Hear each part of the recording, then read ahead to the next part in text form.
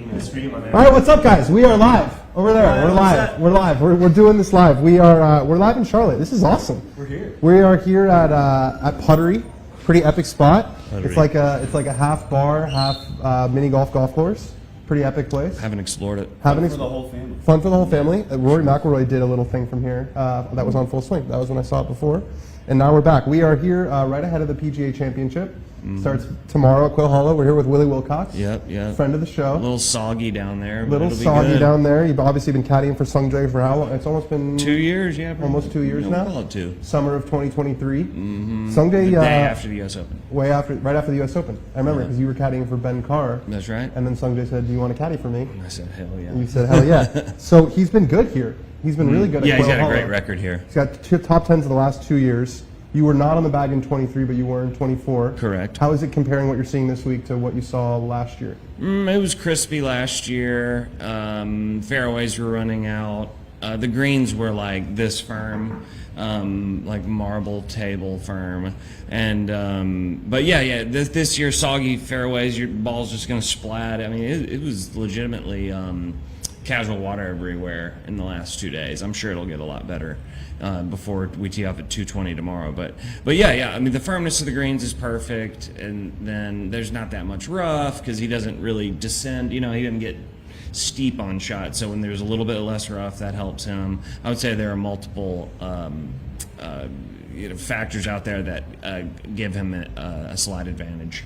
Despite the wet conditions, because typically he's like a firm course kind of guy. Yeah, but the greens are taking a nice bounce. So if the greens are taking a nice bounce, he's good. He's all right, and he can still carry it 290, so it's plenty far. Do you feel like was his preparation effective? Because Monday was basically a wash. I mean, you guys. Monday was a wash. Yeah, so tell me about so you finish up at Truist. Yeah. Get here. Did he want to practice on Monday? Like, what was the original plan? No, that was a travel day, and I think this is his 7th week in a row, 8 of 9. So, one of those is he went to Korea. I had a week off in there, so I've done 7 tournaments in 8 weeks or 9 weeks. And but yeah, I flew, had just a brutal flight from Philly to Atlanta, circled the Atlanta airport, eventually landed, got my car from parking, which took a while. It was Jay. Parking at the Atlanta airport. Parking at the Atlanta airport. Sounds like an absolute. I mean, even getting a rental car, I try to avoid that place like it's the plague. I've been, I'm basically from there, so I've been doing it since I was a kid. I remember I mapped it out pretty good. I mean, it took 100 flights before I actually knew what was going on. But got my car, and it was torrentially raining, and I just got stuck in all this awful weather coming up here. I actually stopped in Greenville on Monday night because there was just no reason to trudge through another 100 miles of pouring rain. Yeah. I mean, you couldn't even see out the window. But anyways, part of it. Had we, flown private like everybody we played with last week, everybody else flies private that night. Well, you don't get the look? What's that? With other people? Why aren't you on Sungjae? Why aren't you on that? No, he rolls 4 or 5 beep, so they're not going to spend that type of money anyways. They think it's kind of nose in the air to fly private. Really? Yeah, they really do. Even with all the good play and all the good year, you can't. Yeah, they just don't do it. That's just not part of their thing. Yeah. It's a culture thing for sure. You like that? He'll fly. I'll be up front. I'll be in first class, and he'll be in the back sometimes. Really? Which is crazy. Yeah, I feel like as a professional athlete, there's a line though. Like, yeah, okay, you don't have to fly private. You should probably fly in the front of it. Do it from Philly to Charlotte. You know what I mean? Like, that's not that big of a deal. I would pay his way if we could just hop on one of those things. You know, because you go there, you're here in 40 minutes. I had to, it was an entire travel day for me. Whatever, fancy stuff. What a great problem to be bitching about. Yeah, it's great. Your boys got top 10, so you guys had kind of a rough majors go in the beginning. Yeah. Right? And a couple of missed cuts. I remember you missed cut the Masters last year. Oh, yeah. I won. Were you worried for your job, number one? Oh, I've been worried for my job. I'm worried for my job all the time, but I've been saying it for 2 years, but I never get fired, so. Yeah, but so he was top 10 at the Open last year. Yep, 7th. I remember he shot. Great draw on the weekend. Right? It was like pissing down. Unbelievable, yeah. Unbelievable. And it was fine when he was playing.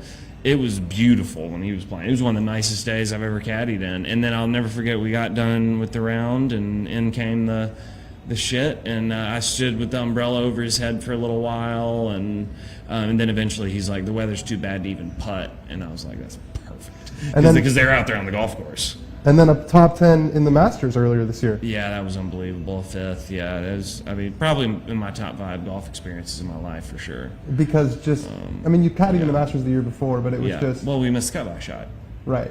So that soured it. Yeah, it kind of goes with, you know, the result of the week really has a massive effect on like how you remember it. Yeah. and your well, not motivation when you're doing it. I work my butt off every day, but yeah, like the President's Cup, you know, people are like, oh my God, President's Cup. It's like, well, we got smoked, you know, and Sungjae wasn't in a great headspace. Like, you know, it was really, really cool, but you know what I mean. If you miss the cut, you get $0. It's like anything else. Yeah. You know, I got your professional opinion on something we saw earlier this week. What could have Hideki Matsuyama possibly been working on the putting green? I know, yeah. That's a trip. Maybe set up? Who knows? Would have been on that team. Set up, maybe? Yeah, I would say probably set up, and you know, just inevitably you're gonna. It's certainly not the roll because it was through a pond, which is crazy. You know, I first saw that I was like, "What is happening?" But he would have definitely been trying to. Yeah, I mean that's like for sure. He would have just been like, he with my eye over the ball, felt something. I think he was probably doing it, and then it started downpouring, and he was like, "Let's finish it." Yeah, like another 10 minutes. Like a mental focus drill, even. Just like yeah, where the putt for goes, sure. Who knows? Because I don't even know what, like, Sungjae doesn't tinker, so, like, I don't even know what he's doing out there. He doesn't tinker at all? No, none. Like, if he'll miss it short right, or cut. It's amazing. He never wavers from that. You know, like, what do you do if you start blocking it? You're like, I'm going to kind of wrench the handle a little bit and just see if I can not make it go over there. Not him. He's just, and Tom Kim's great at that, too. He just hits fades, or slice. Not that Sungjae ever really slices it, but like, they stick to the plan. You don't change anything. You don't tinker during the round. You don't make some crazy whatever to try to dig yourself out of a hole. You know your misses at least. Yeah, you know your misses. Short right. Nothing wrong with short right. Long left gets pretty dicey. Do you get nervous before a major? Not at all. Yeah. No, there's nothing to be nervous about for me.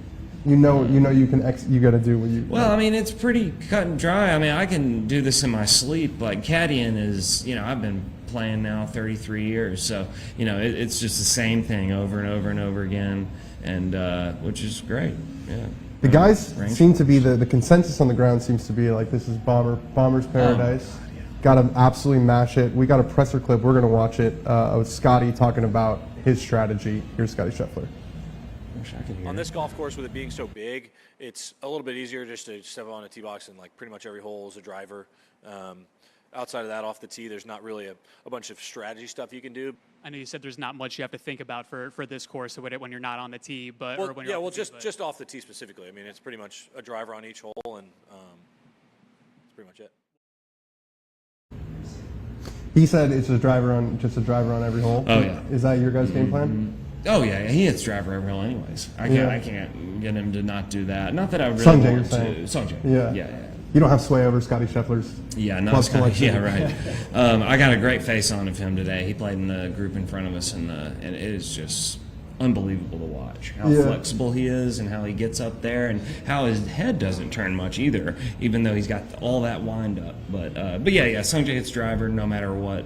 It's almost like his golf swing is so good that it's like they didn't even try to teach that way because most people's bodies can't really move that way. Yeah. And then the way that, because like I'll talk to some swing instructors. I mean, this was more last year when he was like really starting to go. Yeah. And I was like, what do you guys think about Scotty's swing? And every one of them are just like unbelievable. Yeah. Like don't touch it. For like sure. it might not look the way that a classic Adam Scott golf swing looks like, but having that face stability through the hitting zone. They're like obsessed with it. Yeah, for sure. I mean, and is it Randy Smith? Yeah. Yeah. Well, I mean, good for him for never wanting to tinker with it, because so many people get lost in the weeds of your feet being. Remember when we were kids, like they told you staple your feet into the ground. You want them to be solid. But that's the opposite of what people learn now. Yeah. So, and you see all these players like the young kids. They have so much force it has to go somewhere, and they move that left hip out of the way. For sure. To sort of like get rid of it. You see, I think you see more and more of it. For sure. Kevin Yu's left foot is like that. So yeah, it's definitely better to be sliding all over the place just so you, and it's going to be a lot better on his back too. You think so? Oh, for sure. When you have that much leg drive and the legs are just really, I mean, active.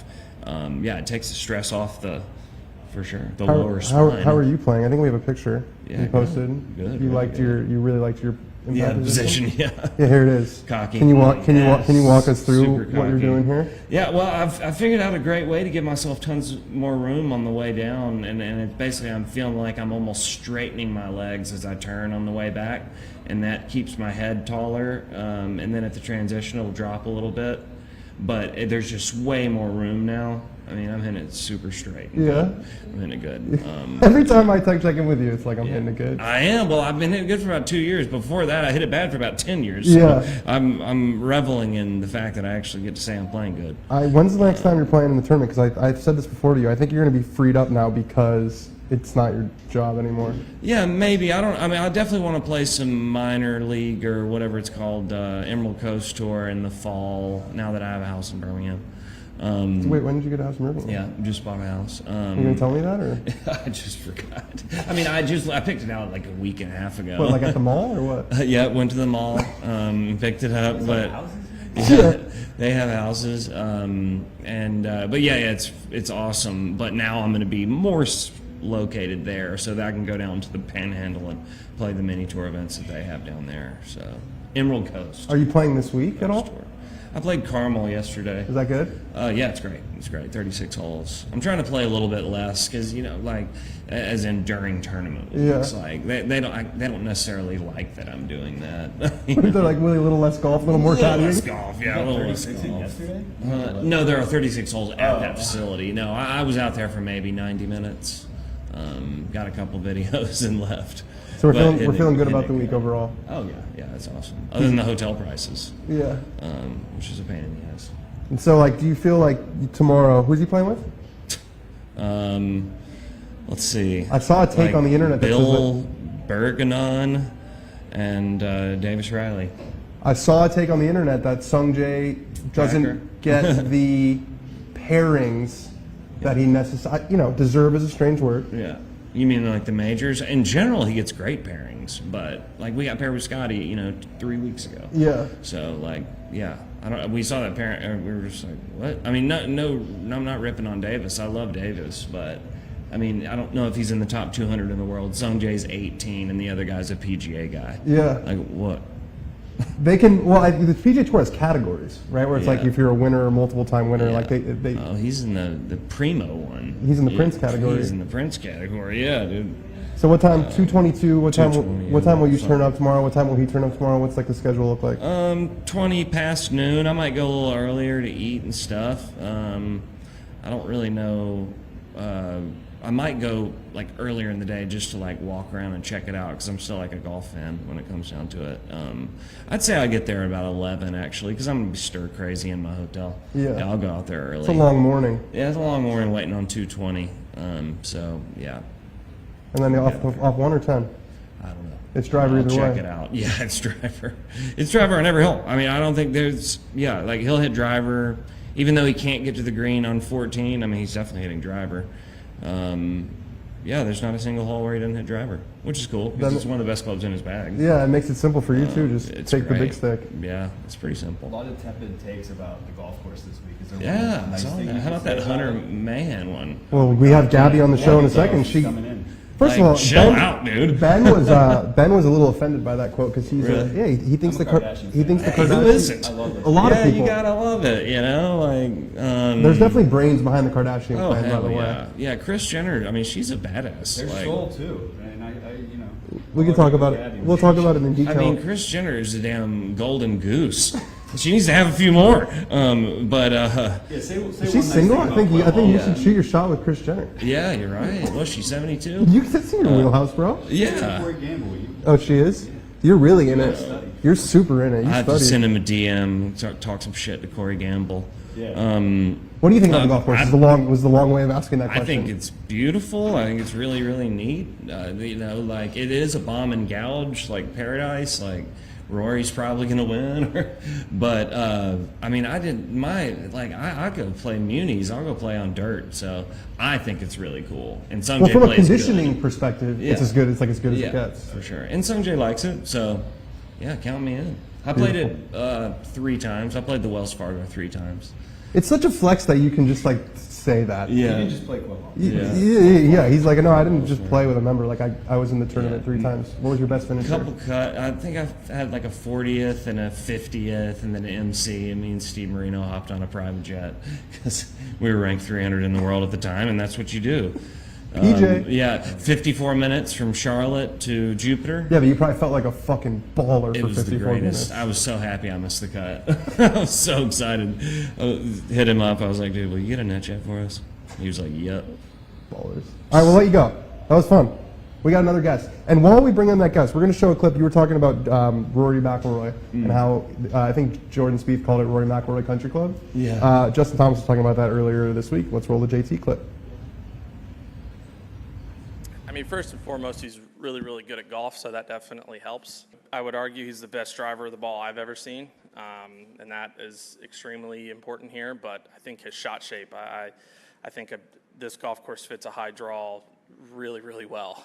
There's a lot of tee shots, you know, whether it's holding fairways or fitting dog legs, you know, taking bunkers out of play, whatever it is. And then, I mean, he just has, when he's on, he has such control at that driver. It seems like he can hit it, you know, in a window and an area that you know, some guys are trying to hit short irons. And, I mean, that's a tremendous advantage or threat at any golf course, but I feel like a place like this where it doesn't necessarily require a lot of thought or strategy off the tee. It's generally, you know, pulling out driver, and I need to hit this as far and straight as possible. And he's really, really good at that. So I think, you know, that's something, like I said, is an advantage at any golf course, but I think just the shot shape and that is a good combination. All right, we're back. We're joined by Gabby Herzig. Willie was just talking about your the quote heard around the world. You got to meet your thing. How did, first of all, what do you think of Quail Hollow personally? Because I feel Personally? like, yeah, your article was, you know, sometimes when you write for the New York Times, for The Athletic, Yeah. it's very serious business, Very. right? So you can't necessarily have like, you're giving other people's opinions on the golf course. You don't necessarily be like, this is what I think. Right.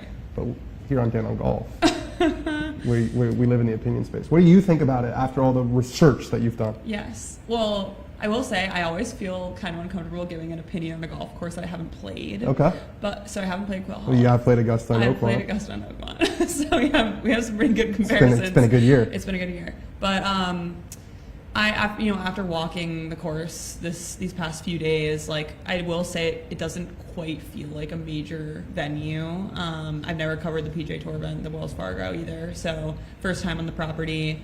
And like I've covered, you know, a bunch of other majors at this point in my career, and like you kind of just feel like a little different when you're walking around. I think and, different like, is the word, and I think, you know, it's not just that they have a tour event here every year; it's that they have the tour event here every year right now. right. It was literally the week before, Yes. right? So I saw some people being like, "Oh, well, you know," because I agree. I don't think that a course that hosts a tour event every year should host a major. And people said Pebble Beach as a sort of example to the contrary. And I have 2 responses to that. Number 1, Quail Hollow is just not Pebble Beach. No, just it's definitely not. And number 2, they play Pebble Beach in February when it's like freezing and soft, and they play it in the U.S. Open in June when it's really firm Totally different. and the rough is like completely different. Different weather, everything. Different way. Like this is just, it is sort of the same. It's the same It's the golf same. course. Rory said it today. He said, you know, I thought it might feel a little different. They might set up the course a little bit differently for the PGA Championship, but it felt like the Wells Fargo. So we're having the Wells. We're not even having the Truist. We're having the Wells Fargo. I'm a first timer, and I would say like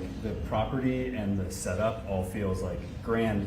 Well, it's a huge. Oh, it's a yeah. huge. We were just talking about this. Like we were walking today on Huge. the. It is huge, and they have those. Yes. They have those extra big cart paths. Yes, they're roads. Yeah. You know what I mean? I actually talked She to knows exactly what I mean. They're I roads. talked to the president of Quail Hollow about this, and New York no, Times. that they're like, that was one of their major, I think, like things that they were working towards this year was to make it more of like a big grand venue and like a great place to watch a golf tournament, which is amazing. Like working. like one of the things I said in that story was like it's probably top 5 place to watch a major and Well, especially view a golf that tournament. 16, 17, 18, and we talked about Yeah, this. the Green Mile. Well, the Green Mile, and also, I mean, last year, you don't see this very often.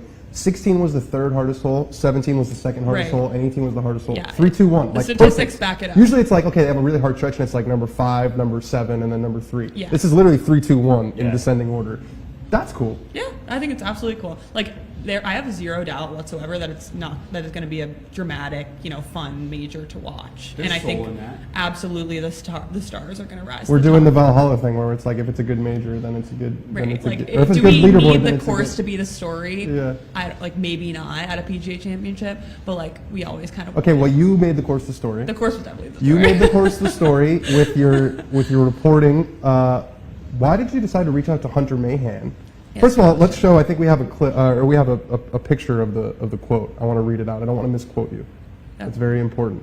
But it was 100%. something along the lines of, "Quail Hollow is like a Kardashian. It's very modern, beautiful." First of all, before I finish the quote, Ben has a problem with this quote. Oh no. Quail Hollow is like a Kardashian. Take it up with Hunter. It's very modern, beautiful, and well kept, but it lacks a soul or character. So I'm going to mediate here. We're going to start with Gabby. How did you get to Hunter Mahan? And when he said this, were you like, "Are you serious?" Yes. I reach out to Hunter every now and then just because He's a source. he's a source. You just outed a source. Honestly, I usually just quote him Okay, because fair enough. he's just so like open about everything. Yeah. And he has a great perspective. He's been, around in and around the PGA Tour for many years. Like I've used him for Ryder Cup stuff before. But he is often like pretty unfiltered, which is exactly kind of what I was looking for. And he was one of the first people that I actually reached out to for this story. And all I basically said was, I've never been to Quail Hollow. I don't know much about it. Like I'm trying to figure out how to write about this. Like how would you describe the place? And that's what his answer was. And I was like, that's the best quote I've ever heard in my life. No, he literally word for word said So that. it was a text message? It was a text message. And so I was like, that's the best quote I've ever heard. And he goes something along the lines of like, let me think about that Or for you a didn't know if he second. wanted to let you like use it. And I was like, personally, I think people are going to love it. And also I'm writing a story where I'm talking to a bunch of other people. Like, you're not going to be alone. And Do you understand how modern media works? listen, and then he goes like something, he goes, send it or something like that. And obviously, like I thought that it was going to be a buzzy quote because of the nature of the quote, but I did not expect it to take off the way that it did, especially like just the internet being the internet and you only see that quote rather than like the whole story, which How long was the story? The story was 1,500, 1,600 words. I read 50. Oh, Dan, I'm just are you telling you the admitting truth. that on a Well, live podcast? I'm just telling you the truth. But that's how it. That's one of the reasons why, honestly, I get so nervous about writing stuff is because it can really Yes. way more easily than this can be taken out of context. absolutely, If and you say I- something on this thing, like, and Yeah. even if they print the quote from like it's like, well, I was on a show, like, let's see the show. When you put something in an article, it's out there. Yeah, I mean, it was screenshotted and the whole 9 yards. And obviously, like, I would encourage everyone to actually read the story because I do think like I gave Quail Hollow a fair shot in it. And you can be mad about the quote, but like there were lots of things in there that were very like nice about Quail Hollow. Like it truly is one of the Are best you worried places. about not getting invited now that you published the quote? No comment on that. But I will say like I've gotten a lot of like good feedback from people. Like this is what people are thinking and no one's saying it sort of thing. So it There is. what it I will is. say, like when something is printed like that in the New York Times, on the New York. Do you say on the New York Times now if it's like on the website or On the New York Times, on the Athletic. on the I would say. Athletic? Yeah. There's a certain gravitas to it for sure, and there's also a certain gravitas to just a quote. Like if someone said that in a interview, it wouldn't hit quite the same. I don't know why. There's just like when you read a quote. Yeah. But anyways, It also reaches more people, and I think more than golfers. So now, like any like Yes. studious New York Times subscriber that saw that is like, yeah, anyone that's what can. Quail Hollow That's is. true. Anyone can understand that. That's one of the things Colin Cowherd does so well. I'm a huge Colin Cowherd fan. People that might freak people out. Love him. Watch him every day. What's it to you? He uses these analogies. He'll be like, LeBron is like a Tesla, or he'll be like, Yeah. he'll be like, Jordan's like a Ferrari. He's flashy. It's red. Rounds the corners. LeBron is a Tesla. He's newer. He's smarter, more efficient. You're like, oh, actually makes And me then think. suddenly you understand what And then the suddenly beat you is understand. talking about. Okay, Yeah. so why do you have an issue, not obviously with Gabby and her reporting, Right, but with right. that I don't quote? even have an issue. No, you Like, you were telling me on the car over here that's one of the maddest you've ever been. No. No, you did not say that. Wow, tell me how you really feel about it. Yeah. What'd you say? I said, let me borrow that mic. Oh yeah, get the mic. Are we having mic issues with Ben? We're having mic issues with Ben? Okay. Yeah, all right. So all of my issue is that I think people tend to refer to the Kardashians in a way that they were in the early aughts. And I think that that family has evolved into a completely new thing and like the cornerstone of the culture. So I would say no issues with Gabby. Like that's journalism at its best, and that's the juice, right? That's the best quote you ever got. But Hunter Mahan, like find a new target, man. Come on, it's not 2004 anymore. You know that there's well. a lot more like mindless influencers that he could have chosen. Yes, exactly. There are people worse in the culture now than the and Kim's getting people out of prison. Yeah. She's changing lives. Yeah. Kylie's selling a lot of makeup Kylie, products, which is amazing. I'll stop at Kim because that's where my Yeah. knowledge base goes. But the show is great. That's all I have to say. Okay. There's no issue with Gabby. It's fair enough. We're doing a little origami here with the mics. So who's gonna win? Who's been your pick? Do you guys make picks? We do like a ranking, like a big board ranking. Yeah. Our number one is Rory. Rory. So I just like how are you going to bet against Rory Yeah. at this place? I don't understand. The only counter to that is Scotty Scheffler. You know. Yeah. I think everyone is crowning Rory and rightfully so. I mean, I've not felt for a long time a major where more people are picking the same person or one of two people. I saw our guys, Chris and Steve, they do a betting panel on Golf Digest. I think it was like 5 out of the 7 picked Bryson to win the tournament. Wow. So there's just crazy Rory Bryson chatter this week, which makes total sense, right? Rory, I mean, I'm going to use, I think that's the second best quote because I think the best quote was Jordan Spieth calling it Rory McIlroy Country Club. That was really good. That was really good. We've all said it too. Like it's just like it got codified. He said it the Yeah, right way. totally. Rory McIlroy Country Club. Trademark it. Obviously, Rory's won the Players and the Masters this year. He's got the massive monkey off his back. Said he played pretty shitty last week and still finished 7th. You got Bryson, who's won his last start. He's had a chance to win 4 of the last 5 majors. And then the other guy's just the number 1 player. But then that's what I'm saying. And then there's Yeah. Scotty. And wins by 8. Wins by Byron 8. Wins Nelson. by 8. And also, this is a classic, like, do you play the week before a major? Do you not play the week before a major? Clearly, last year, playing the Memorial and winning the Memorial the week before Pinehurst, that was his worst tournament of the year. And he said afterward, like, there was a lot of mental energy that went into winning that. He was at home last week, and then the week before was in Dallas, and he was off the week before. So 3 weeks at home in Dallas, a Scotty Scheffler who won by 8. I don't know. No reports I like of it. ravioli at home. Yeah, no homemade ravioli this week. His hands are safe. Yeah. I'm Yeah. picking Scotty. No, I there's- feel like there's that inevitable conversation that we'll have on Saturday night when he's like leading by 4. Like, why didn't anyone see this coming? You golf. haven't won, and you're ranked. I have him number 1 in my ranking. Oh, wow. I didn't want to pick him for the Masters because I felt like that was the easy pick.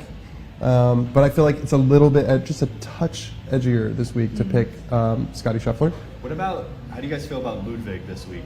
He's your number 1 pick for the Masters. He was my number 1 pick for the Masters. It's been a very strange year. Yeah, I mean, he missed the cut at the Players. That Yeah. was kind of off. He finished- triple bogey at the 72nd hole. Well, he had a chance to win the Masters. Yeah, definitely. There was like a moment there where everything was moving around and you looked up and you're like, wait a minute, Oh, Ludwig's yeah. one back. Yeah. I think he might have had a putt to tie on 16 if I remember correctly. But then he was shit at RBC Heritage, really bad, and then he was bad again last week at the Truist. Yeah. And I think this year started with him winning the Genesis. Well, it started with him like blowing chunks and then losing 10 pounds. But then, was terrible. but then he wins the Genesis, and you're thinking like, this is the year of Ludwig. This hasn't quite happened Yeah, so far. I think like we underestimate the fact that he's still so new to the PGA Yeah. Tour. Like maybe there's a bit of an adjustment period happening still. It's He's possible. too perfect. Like So It doesn't look perfect. like anything could go wrong. So speaking of Bryson and Rory, I don't think they're really that good of friends. yeah, you seem certain. That I they're, just like, don't think that they like each other, and that's totally fine. I actually think it's great. I think it's great for golf. I prefer it. We were talking about Bryson versus Brooks a couple years ago. That felt almost like bullying. It was almost He like had the whole property against it was him. just like Brooks was just Yeah. kind of stuffing Bryson in a locker. Yeah, That's yeah. sort of the energy I got. This is, if this can really be, they've gone toe to toe each of the past 2 years. I mean, it was toe to toe at Pinehurst. They were in the final group at the Masters. I think it's a rivalry, and we have a clip. Let's roll this clip of. Let's start with the one about Bryson talking about wanting another battle with Rory McIlroy. I do believe you have to have a lot of distance out here. Rory's a great driver of the golf ball, and his iron play is great too. I think it's a golf course that sets up for his shot shapes pretty well, and I think it sets up well for mine too. So we'll see. Maybe I do well, maybe I don't, but I'm certainly going to give it my all, and I know Rory is, and hopefully we can have another go at it again, like the Masters. I do believe you have to have a lot of distance out here. Rory's a great driver of the golf ball, and his iron play is great too. I think it's a golf course that sets up for his shot shapes pretty well, and I think it sets up well for mine too. So we'll see. Maybe I do well, maybe I don't, but I'm certainly going to give it my all, and I know Rory is, and hopefully we can have another go at it again, like the Masters. Just to make sure. So nice, clip so nice you had to watch it twice. I don't know if you saw that. Maybe he said he basically said like Rory, they asked, Rory said he's a great player or Bryson said he's a great player, but hopefully we get another battle like we had at the Masters, and Bryson got heat for this, and then kind of the Bryson people backed him up for this of what he said after when he said he didn't talk to me, he wouldn't speak to me the whole round. We actually walked by Bryson today, and he said, like, hey, guys, he's a big hello guy. We didn't say hi to him. He's a big hello guy. I was with him the other day, too. Like, he was like, so do you know if I can film my 9-hole, like, practice round here? And I was like, I think you should just go for it. Just do it, yeah. But I get the sense that, like, maybe they don't really care for each other, and that's okay. Yeah, I think so. I mean, you've heard, I think one of the funnier things Rory has said at the Players, someone asked him about, like, isn't it awesome that like YouTube golf is exploding right now? And he was like, it's not really for me. Yeah, he was like, for the people that like it, yeah, it's great. He was so not about it. Can you believe that they're only 4 years apart? Crazy. I think that like honestly is a little bit of a shot at Bryson too. Like he's doing all this stuff in the YouTube space, and like I don't care for it. So you think Rory's saying like I don't care for all of this? I think it's like he doesn't want to associate with like the Bryson YouTube brand. They are 4 years apart, but they are so far apart. Yeah. In terms of what their lives look like. I mean, Rory's married, big red wine guy. You never see. I thought one of the most amazing things about Rory's celebration. You didn't see a single thing that came out from it. Yeah, no. Not a single thing. He flew to Belfast. He flew to Belfast. He was in London. Yeah. And you didn't see a single social media post. You didn't see. What do you mean? He didn't see. You just didn't see any of it. Whereas with Bryson, there'd be a vlog, and there'd be, he'd be filming and probably like celebrating somewhere. Which he would praise him for and should, and they can both do that thing, and that's cool. It's also cool if they hate each other for that exact reason. It's good for rivalry. So speaking of them potentially hating, I don't know, hate is a really strong word. I think they respect each other as competitors. I think they've both, it's kind of 1-1, right? Bryson got him at Pinehurst. Rory got him at the Masters. But they asked Rory today what he felt about Bryson saying he wouldn't talk to me. Here's what Rory McIlroy had to say. I don't know what he was expecting. Like, I mean, we're trying to win the Masters. I'm not going to try to be his best mate out there. Yeah, look, everyone approaches the game different ways. And yeah, like I was focused on myself and what I needed to do. And that's really all that it was. It wasn't anything against him or against it. Just I felt that's what I needed to do to try to get the best out of myself that day. Almost the strongest answer. That's almost the strongest answer because it's not, it's like when the person's not mad at you, they're just not thinking about you, and that's even worse. Yeah, the Don Draper meme. Is that what is it? The Don Draper meme, where he's like, I don't think about you at all. Do you watch Mad Men? I never watch Mad Men. I just know the meme. I mean, it's like if almost worse than someone being mad at you or having something against you is not even thinking about you at all. So is it fair to say that there's a little bit of something brewing? I think they're just polar opposite people, and like they're competing head to head. So it's gonna become a rivalry eventually. They're just clashing. Well, and also the tours. Let's not forget the tours part is part of it. When was your first year really like starting to cover events? Probably right when Liv was happening. So 2022. Yeah. So you kind of missed like peak Bryson. Yeah, I did. You missed like the memeable Bryson. You missed like the hat the and the Orgain shakes. I missed all that. Dylan DeChair had a great trip down memory lane. You probably don't even know about this, Gabby. Can we Bryson versus Brooks? No. When he missed the cut, and then can we show this clip? When he accidentally flew home. He flew home. I do. So I do remember it says, this. remember the last time Bryson DeChambeau was at Quail Hollow? He thought he missed the cut, so he flew home to Dallas Friday afternoon. The cut line moved, so he suddenly had an 8:10 a.m. Saturday tee time. Took a 2:45 a.m. flight back. Shot 68-68 on the weekend. And finished T9. Yeah, actually, the same moment where I briefly saw him earlier this week, I was like, "So when's the last time you played here?" He was like, "Oh, it's when I accidentally flew home." Oh, so you knew that right? He definitely. Okay, so you got a little insight on Bryson. You were spending a little time with him earlier this week. 30 seconds. What did you make in those 30 seconds? I think he hadn't even played the golf course yet. It was Tuesday at 4 p.m. So weather, everything like derailed his whole practice routine.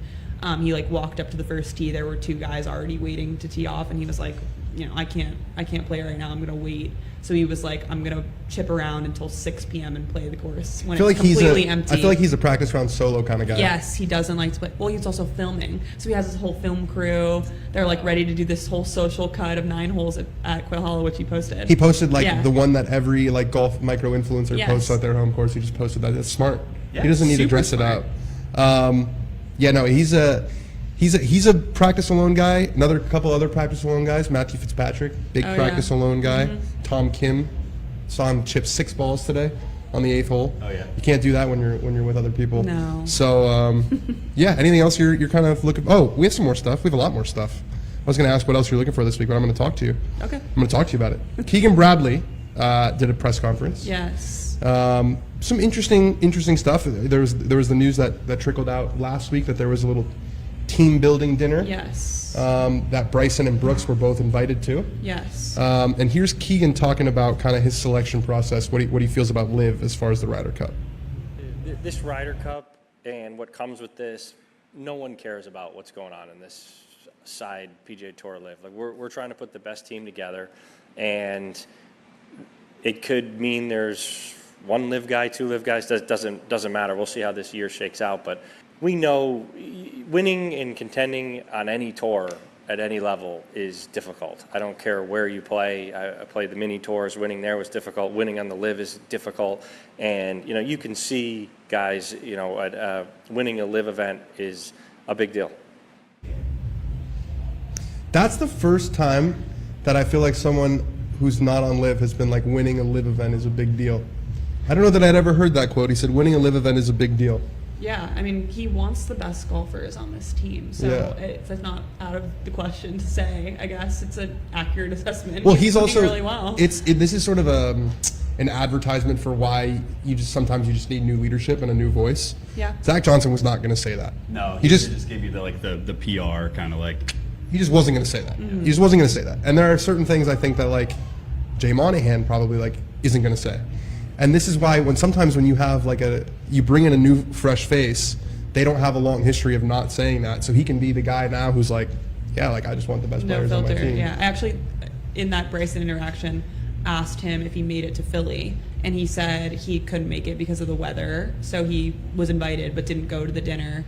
And that's one justification. And he also that day missed, at the Oakmont U.S. Open Media Day, he was supposed to do a Zoom call, and he didn't make that either. So whole day of activities canceled for Bryson DeChambeau. You got a private jet, brother. I know. I don't know how you don't take all. What, the Delta flight got canceled? I don't know. I wondered to this conversation how Luke Donald would answer the question about Jon Rahm then, because we've been talking a lot about what do all these top tens mean. I think Rahm's done it in the majors, right? I mean, he's won 2 of them. He's been a top 10 in every single LIV. I think there's there's absolutely 0% chance that he's not on the team. Yeah, someone asked him, "Do you think Luke is saving your spot?" And he was like, "I would hope so." Yeah, he was like, yeah. He said you have to ask Luke. He said you have to ask Luke. Yes. Hunter Mahan, man, did he I don't know how online he is. Did he see that everything was popping up? Yeah. And did he see what the hell's going on? I walked 4 holes with him today. Oh, he's here? Yeah, he's here. He's actually commentating. He's doing ESPN Plus featured groups. Cool. So that's another thing I didn't make it in the article, but he's actually part of the broadcast team this week. So he has an opinion for a reason. But he was all for it. He said that everyone was coming up to him just saying how much they loved it. And I was, scared of him getting all this unnecessary attention. But he actually Well, turned out to be great. the internet's not a real place. No, it's really It's not. just not a real Golf place. Twitter, man. It's not a real place. It's a bubble. He's he'll open up his phone and he's the most like unpopular person ever sometimes. But in person, I'm sure everyone's just coming up to say they love him. Yep. And if they didn't like the take, then they just don't say anything. Exactly. And that's how humans have learned to interact for hundreds of thousands of years. And now on the internet, we can just scream at people Exactly. anonymously. Scream at people anonymously. I wanted to ask you one more thing before I let you go. Okay. Scotty Scheffler wore an orange shirt today. Yes. Can we pull up a picture of the orange shirt? Claire Rogers seemed to be rather convinced that the orange shirt was a nod to a stint in a jail cell, in a Louisville jail cell. Louisville. That's when I learned how to pronounce Louisville last year. You don't say Louisville jail. He's in a Louisville jail. What do you think? I think it was more of a Texas thing. A Texas thing? I mean, I think that part of the reason this like connection was made is because he doesn't wear that color. Like he just doesn't wear it on tour. Yeah. So like I wouldn't be. Do you think she totally- searched like Scotty I Scheffler think orange? I How do you think actually- she'd know? I actually talked to her earlier today, but I don't know if she did like a Getty image search or whatever it was. But I can see him being like, oh, you know, I have this like burnt orange, maybe Texas-inspired Nike shirt that I'd never wear.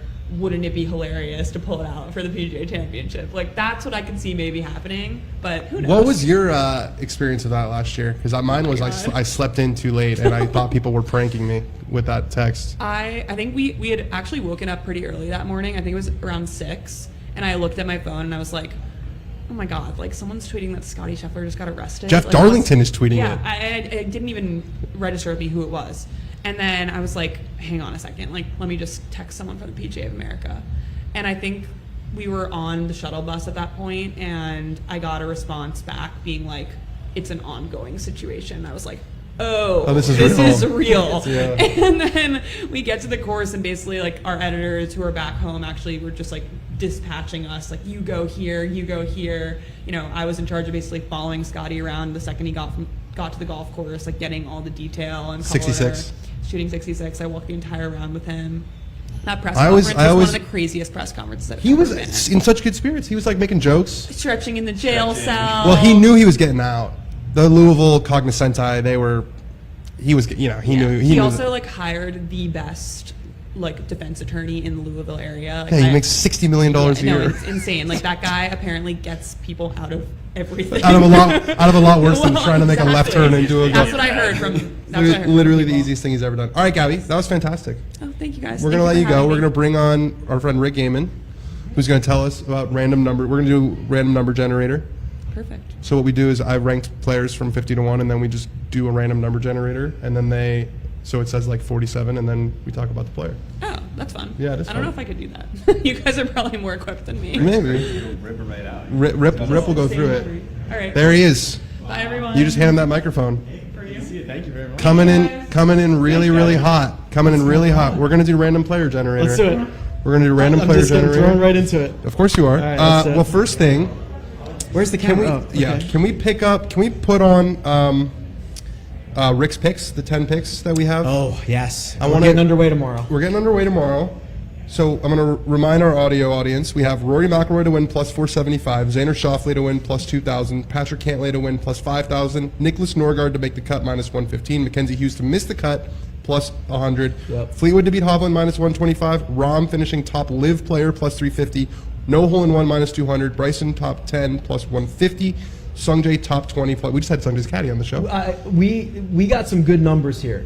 We got good numbers here because that Bryson number has been bet down and it is much shorter than it is now. The Cantlay number is down to 40 to 1. Xander's probably down to 16 to 1. We got some early good numbers here. So that's a good feeling.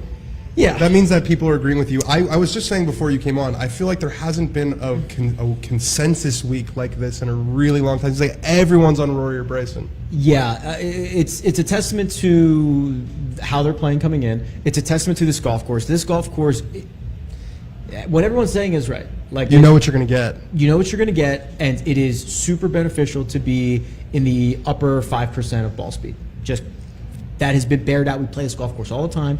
We've got 20 years of shot link data. That is a fact. Whether it plays out this way, I don't know this week, but that is a fact. Well, it feels like it's almost been magnified also by a little bit of rain.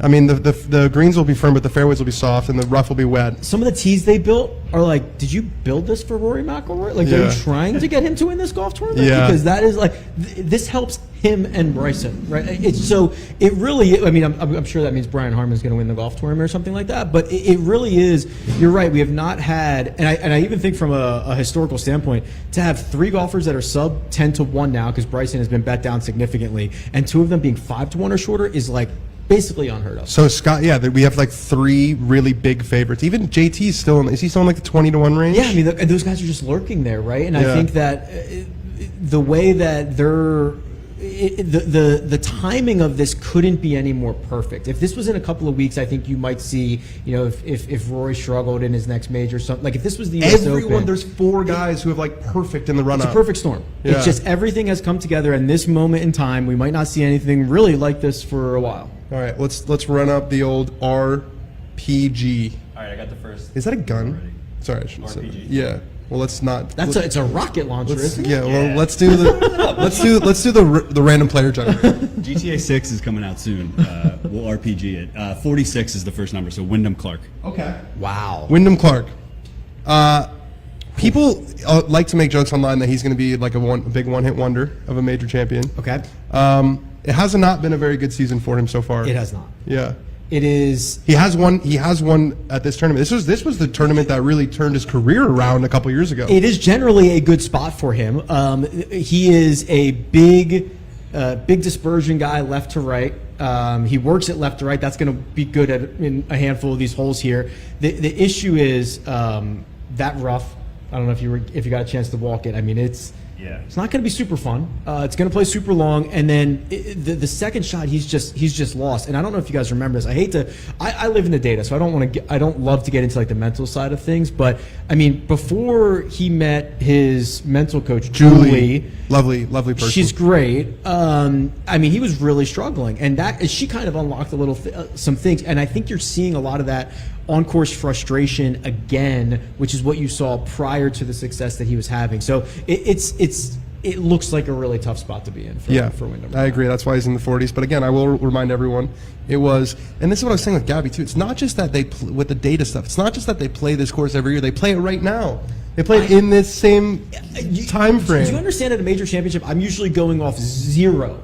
Right? Even last week at Philly Cricket, you were going on 0. Yeah, and then you're like deep in the satellite imagery, and you're trying to you're calling anybody you might know who might be a member. Like, what's been like the last couple weeks, right? This is fire up ShotLink, hit the download button, right? And I've got all the information for 20 years. And you got Carrie Hay calling. You're like, Carrie, I'm good. I'm good. I don't need to be out. I've got the ShotLink. See it. All right, let's move to the 30s. The next number was 31, and we talked to this guy in the parking lot yesterday, Andrew Novak.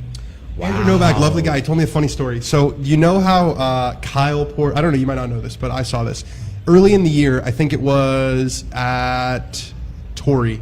Okay. But not Genesis, it was Farmers. It was like Novak and Sam Stevens were in the mix. And Harris English, yes. Harris English ended up winning. Until late on, yes, I remember. And this was like peak YouTube talk, right? We go through like little stages where it's like YouTube golf, YouTube golf, YouTube golf.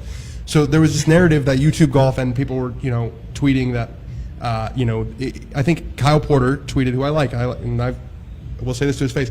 He tweeted, it's just way more fun to watch a YouTube video than watch Sam Stevens play against Andrew Novak down the stretch of a PGA Tour event.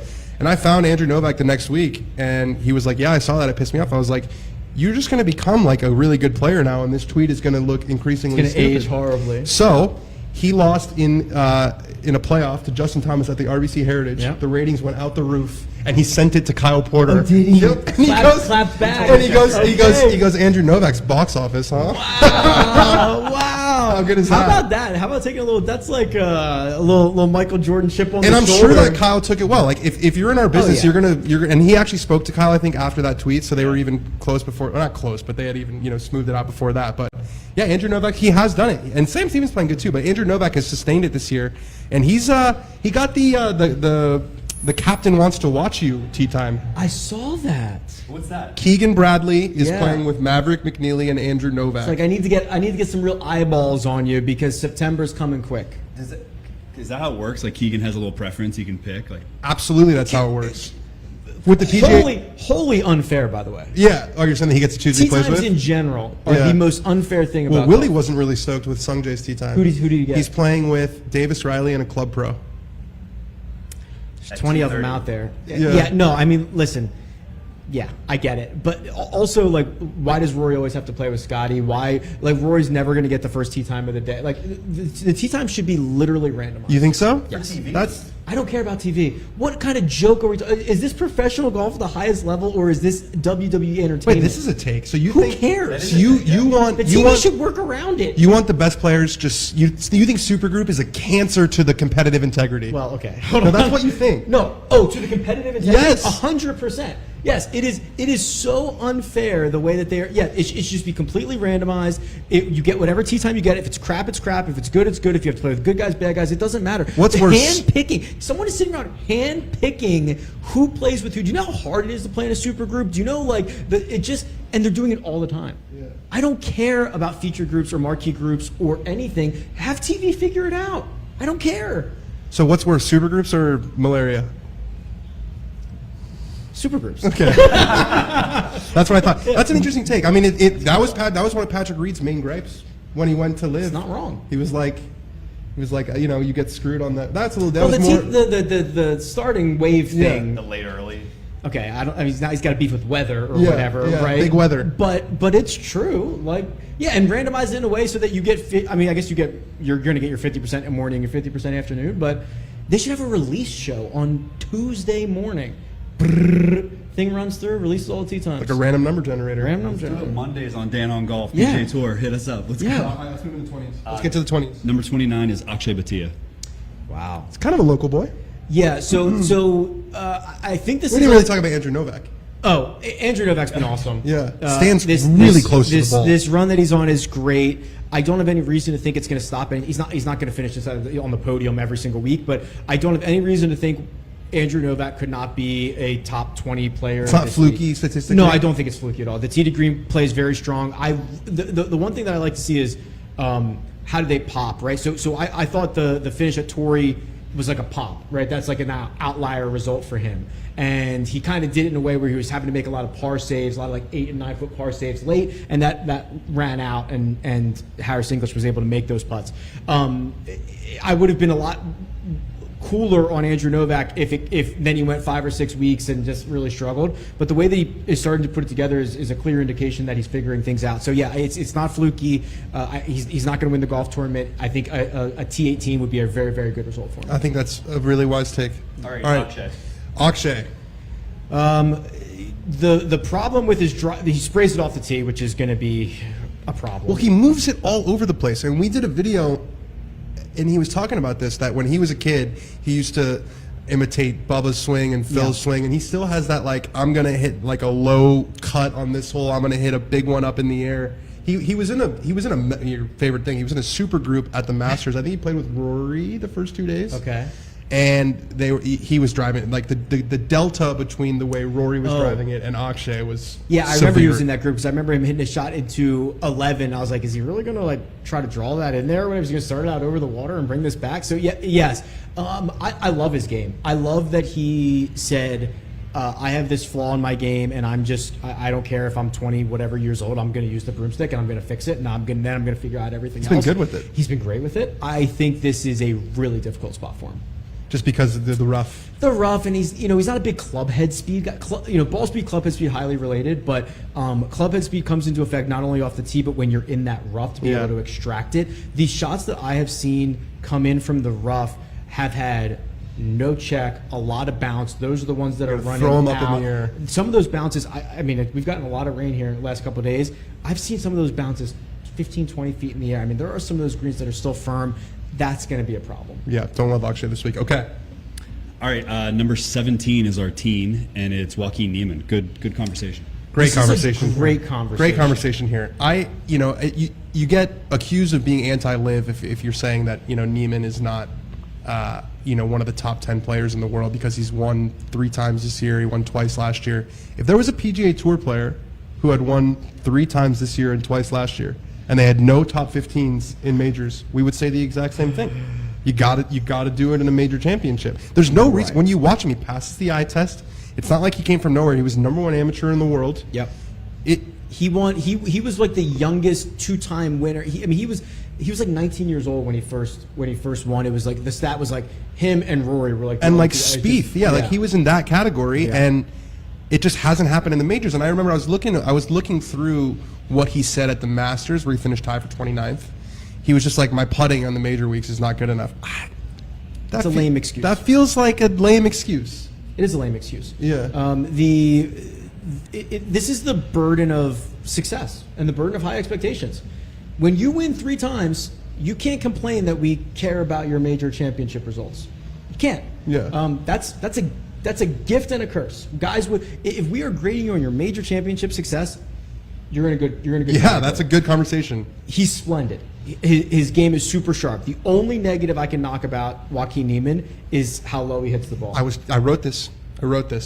He doesn't hit it high, and in major championships, especially this week, I think this is a really high ball hitter week. Historically, Quail Hollow is for high ball hitters, and this week in particular, descent angle, the way that it comes into the green. These greens, even the best players might hit 56% of the greens. That's what you were saying on the show. Yeah, it's a small number on tour, very small.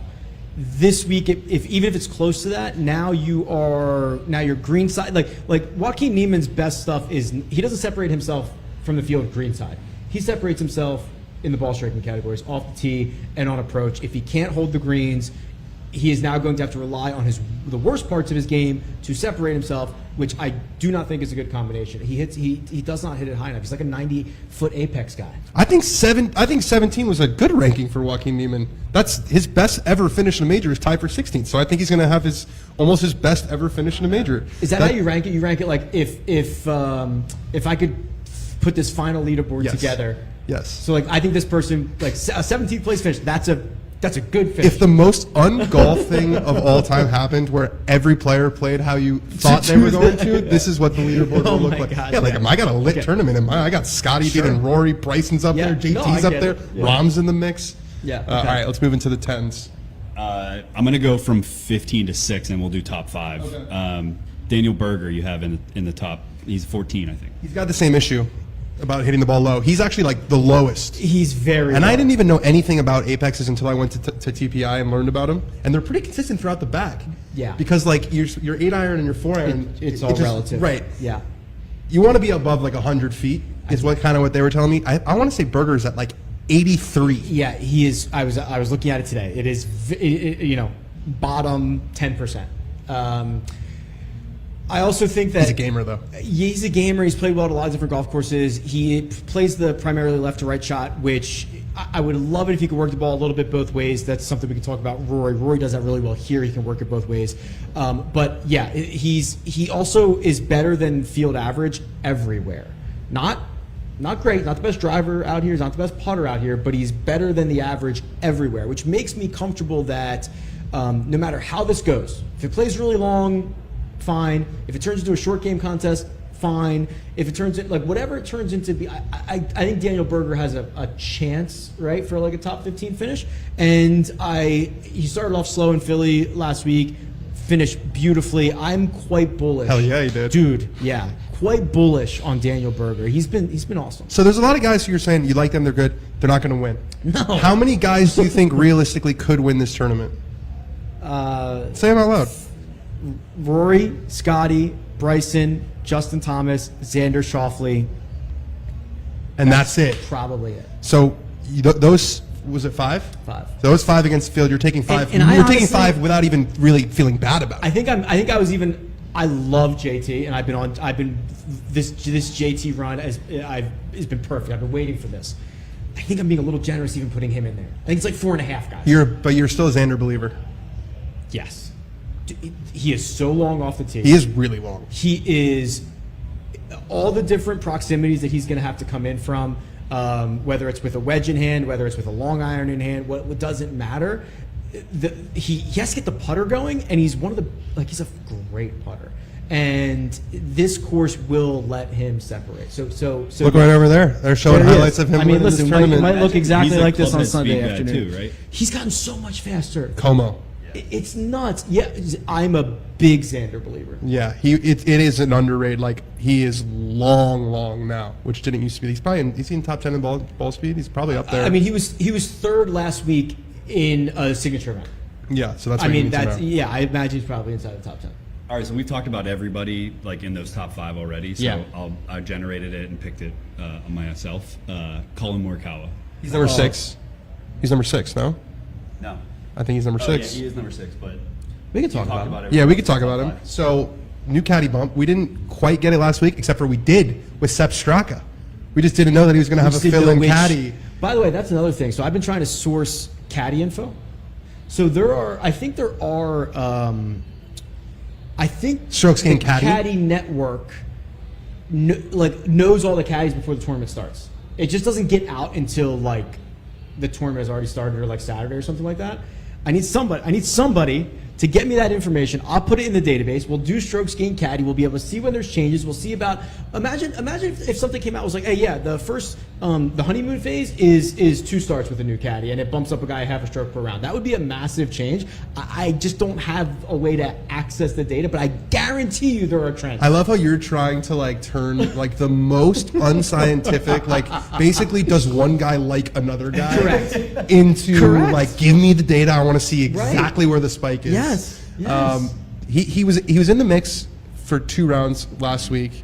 I think Colin's in an interesting spot in his career because when he was saying all this stuff about the media and he was saying I've been a top 5 player for this long, I almost got the sense he feels a little underappreciated. And I feel like, all the talk is Scotty and all the talk is Bryson and all the talk even recently is JT and Xander. And Colin is the kind of guy who notices that and sort of keeps a chip on his shoulder. He's got rabbit ears. He's hearing that, right? It's not, oh, I didn't check to it. He's getting all of that information. Yeah. And it's not a golf course that you would really draw up for him. But when you hit the ball, I think he leads the tour in fairways, or him and Aaron Rye are kind of 1-2 there. Mm-hmm. Like I say, is it nice to have 320 down the middle? Of course. 290 down the middle. He'll say, like, if I drive it straight, I like my chances against anybody. So he's never short on confidence. The best approach players in the world, that game travels everywhere. Yeah. It's true. It is not good distance-wise for him, but he can. I'm not super worried about that. I'm worried about 2 things. One, he has made more big numbers in 2025 than we've really ever seen him make before. Just like we saw it in Philly, we saw it at Harbor Town. He's in it. Double. Makes a 7, yeah. Like a 7 on a par 5 or something. It's like, well, what? And he just like wipes one, hits a crappy chip, misses the putt, and all of a sudden he's walking off with the dog. Like, how happens so fast? And he's doing that more frequently now than he ever has before. I don't know if it's a caddy thing. I don't know if it's a focus thing. I don't know if it's a technique thing. I don't know. But he's doing it more frequently. The other thing, and I hope he doesn't watch this, I think he might be soft.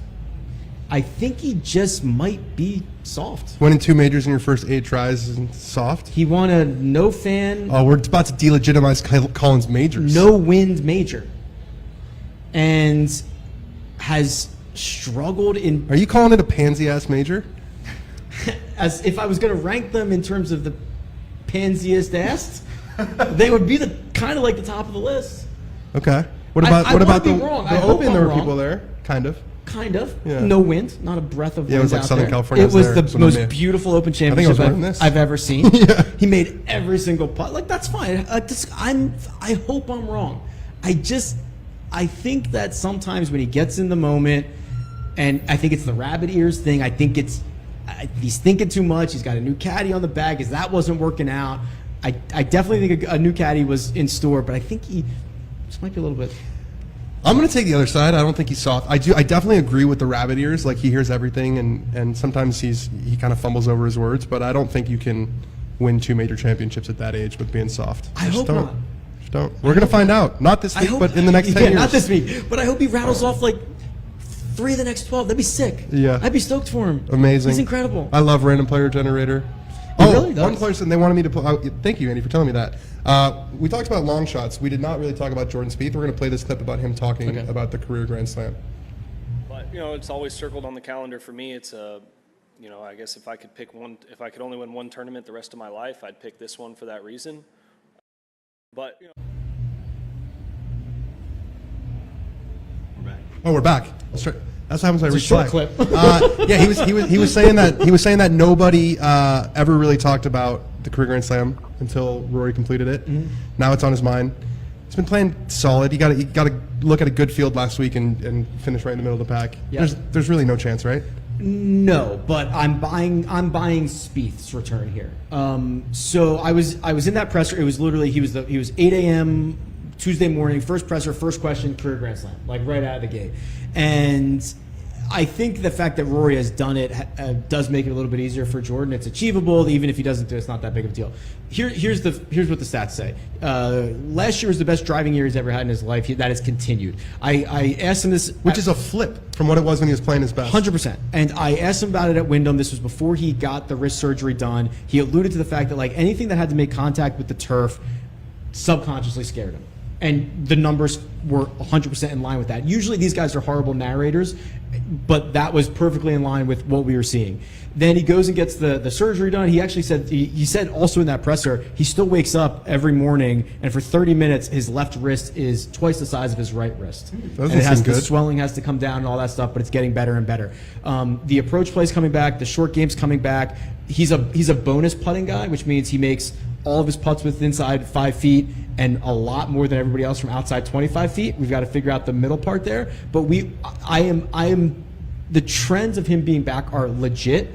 It is not this place. Yeah, it's not this. Too much rough. But I think he continues on a really good trajectory. You're buying. All right, awesome. That was fantastic. Thanks, random number generator. That was so much random fun. player generator. It hits again. It's a hitter. We're gonna bring in our last guest, All right. Alan Shipnuck. You're up, brother. Well done. You're here to throw darts. You're here to throw grenades. No, I'm kidding. Bouquets of roses. Bouquets of roses. Yeah. How are you just rearing to go at your 20th PGA Championship that you've covered? Are you butterflies in your stomach? I mean, yes, Charlotte and Quail Hollow. Nothing will get the blood pumping like that combination. But no, I'm actually very excited to be here. I think Rory's win has put a huge charge to the entire sports world.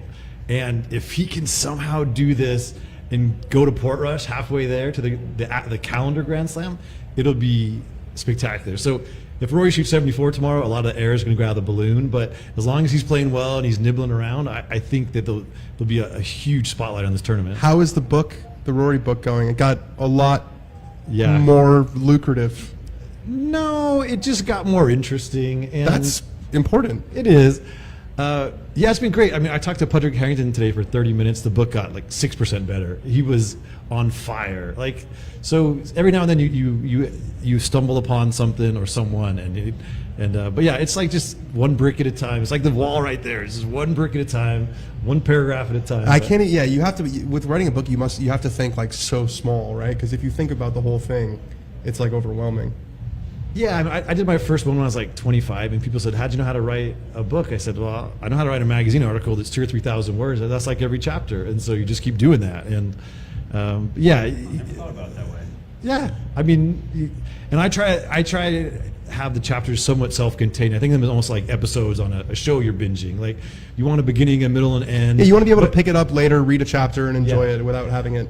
But you want a little cliffhanger, a little intrigue that makes people want to start the next one. So, yeah, it's just like writing, 30 magazine stories. Is there enough material to have a Rory versus Bryson chapter in the book?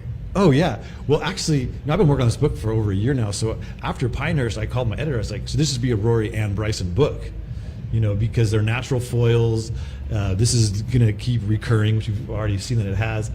But my editor's like, "No, people don't love Bryson. They love Rory. Like, let's keep it clean. Let's keep it pure." And I said, "Okay, that's fine." But yeah, it's definitely building, and I think we'll get another showdown at some point sooner rather than later, and that'll just turn up the volume. I will say, I was deeply disappointed by Bryson's play on Sunday at Augusta. Just the golf. Just the golf. It was really poor. It was so bad. He hardly had a single good shot. Yeah. The putter was blowing up in his hands. Like, that was a big step back for Bryson, because he did beat Rory, but Rory played, and he still shot 69 at the U.S. Open on Sunday. Like, Rory played pretty well until he didn't at the very end. Yeah, Bryson rolled over. It was disappointing. So Bryson has a little something to prove in my mind. Is Rory like fully aware that you're writing this, and has he been Frosty? No, he was a little curt to me at Pebble Beach about something, and then was like, oh. But then I got him on, that was Friday or Thursday. I got him Sunday after he won 1-on-1, and we wrapped out, and the vibes were good. So, Rory has an ego, right? We know that, and he cares about his place in the game, his place in history, and he's probably thinking, oh, I'm glad someone's finally, doing this, doing it big. Are there other Rory McIlroy biographies out there? Yeah, there's one that's out now, but I feel bad. That one stinks.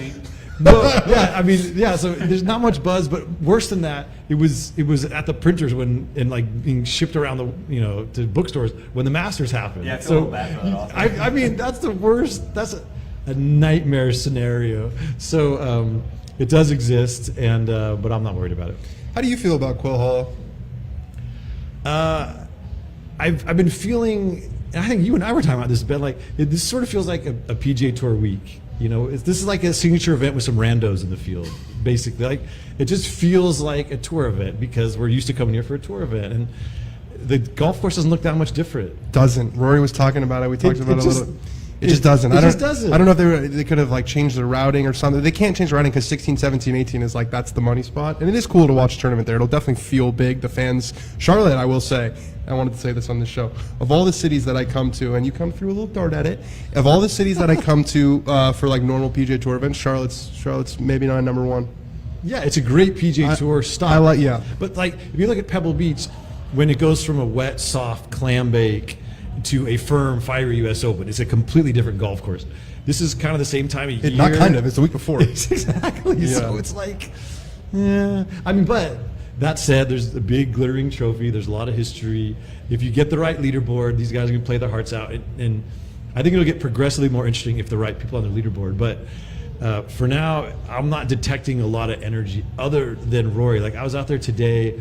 He was chipping, and then he was just going to a different part of the practice facilities. And to me, it had Tiger vibes where the entire golf course went with him. Aura. It was this mass exodus of humans just to watch him change places on the golf course. I haven't felt that kind of energy. People yelling, screaming, tripping over each other, sharpening themselves in the melee. I have one answer to that. Scotty last year after he got out of prison. Okay, sure. There was. Yeah, okay. I remember I was like, this crowd is out of control because they wanted to get a look at a guy who was just in prison. Yeah, that was nuts. And Phil at Kiwa, but that was COVID. It was smaller crowds. That Sunday was insane. But no, Rory's gone to a whole different level of star power and intrigue, and you can feel that on the grounds this week. But we need him to play well and be on the board. Otherwise, this is going to be maybe a slightly buzzless PGA Championship. Your thoughts? I just want to say that I think Gabby said something interesting earlier, is that the golf course doesn't have to be the story. I mean, ultimately, down the road, we'll talk about whoever wins, describe it the same way Rick was talking about Collins PGA, right? We'll put it in that regard, oh yeah, but it was at Quail. But the 5-horse race that we have going on is so much bigger of a story to me that it's who cares where they're playing? Who's going to beat who is the bigger. It's a 3-horse race for me. I feel like it's going to be Scotty, Bryson, and Rory, and I feel really, really strong about that. I can't remember a major where there's such a clear line of guys who are in, and JT, but I don't quite feel like he's in that. Don't quite believe it yet. I don't quite.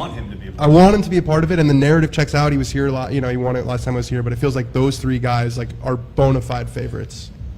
No question. And any of them would be a great winner. Rory would be the best, of course, because of the Slam. But Bryson, that would be a big deal. People would be into it. So leaderboards can change the whole feel of a week very quickly. So if those guys play well on Thursday, then all of a sudden the energy out here is going to be tremendous. But the PGA, it hasn't happened as much, but the PGA used to be notorious for belching up these unexpected sort of low wattage winners. Sean McKeel. Sean McKeel's I love Sean McKeel. He's a great human. You can't say that he's a. Okay. But and actually, we got into it.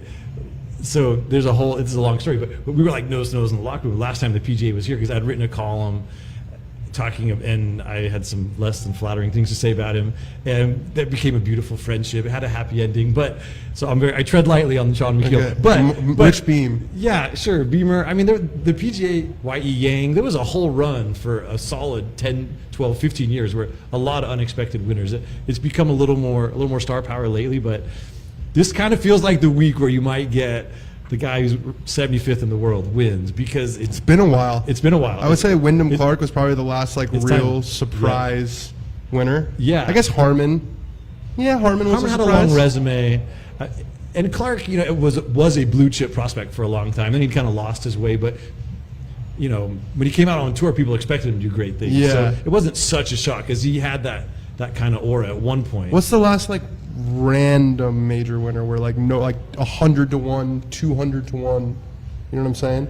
Yeah. God, that's Go a good back one. through the Reed Masters? No, he was already a top player. He definitely already won a bunch, because remember Patrick Reed called himself top 10 in the top 5 in the That was world. at Doral. I mean, that was yeah. Show me the winners of these tournaments so I can remember. I'm thinking of I mean, Charles Schwartzel winning the Masters too. Yeah, I think of that one. he hadn't. Jimmy hadn't Walker, won a ton. 2016 PGA. Jimmy Walker. He had won though. He was on a heater. Jimmy Walker had won like 5 times Yeah. in the 2.5 years leading up to that. Like he was a legit player. He wasn't a name. The but short answer is it's been a while. It's been a You while. think it could possibly be this week? It would just somehow feel right where we are right now on Wednesday evening. But It's Andrew Novak's week. That's just like what you said. yeah, I'm looking back. I mean, Gary Woodland. He was already sort of accomplished. yeah. I mean, it's hard to win a major championship. There's very random, like Yeah. totally out of the blues. Was Duffner was probably even pretty? Was he playing well in He was playing well. 2013? Yeah. in the combo. No, it might be Keegan. When Keegan he- in 2011. That was, I think, only his second win. And Yeah, he was a rookie. Yeah, it has to be Keegan. Yeah, that would be like Ben Griffin winning. Yeah, Yeah. yeah. All right, so Ben Griffin's gonna win. Yeah. It's a good way to wrap out the show. We're gonna be back. We're gonna be back tomorrow. We're gonna be back on Friday. I'm gonna be back on Saturday. We're doing a little Danny Appaport solo from the home studio. But yeah, the Puttery. What a great host. We got a nice area. I can tell it's getting live over there, but we're nice and sheltered over here. There's some putts being Yeah, I'm thinking about a beer and some putting later, and it sounds like a great place to do it. So thanks to Puttery. Thanks to everyone for watching. We'll be back tomorrow. Thanks, guys.